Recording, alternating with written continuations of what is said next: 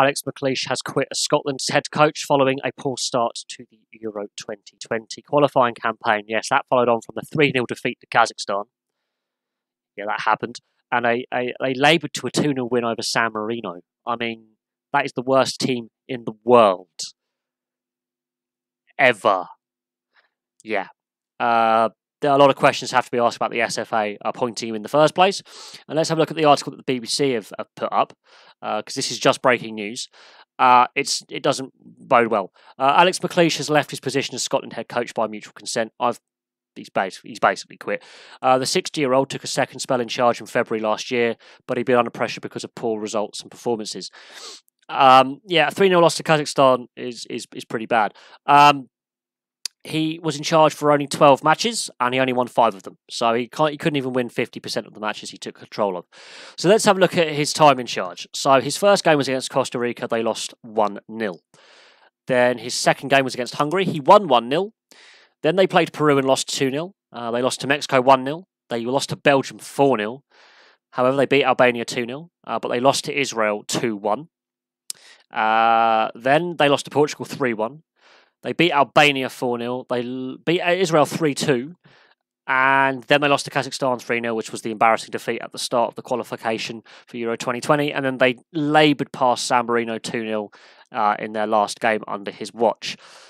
They don't score many goals. They score 1.17 goals a game, and they concede 1.5 goals per game. So that is pretty poor going.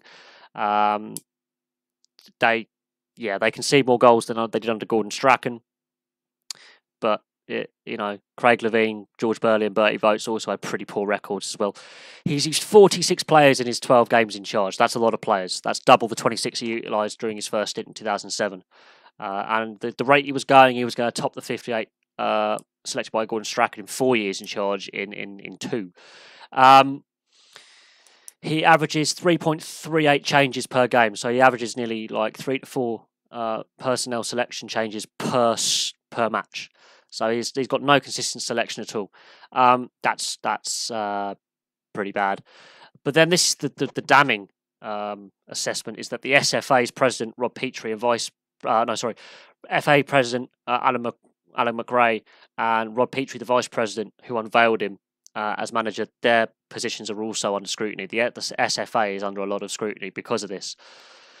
But, God, there are some saying he should have been selected as manager, and winning only 5 games in 12 is not great. Slipping down the world rankings as well by 8 places, I think, to 40th now. I think they're at 40th. They dropped as low as 42nd in the world.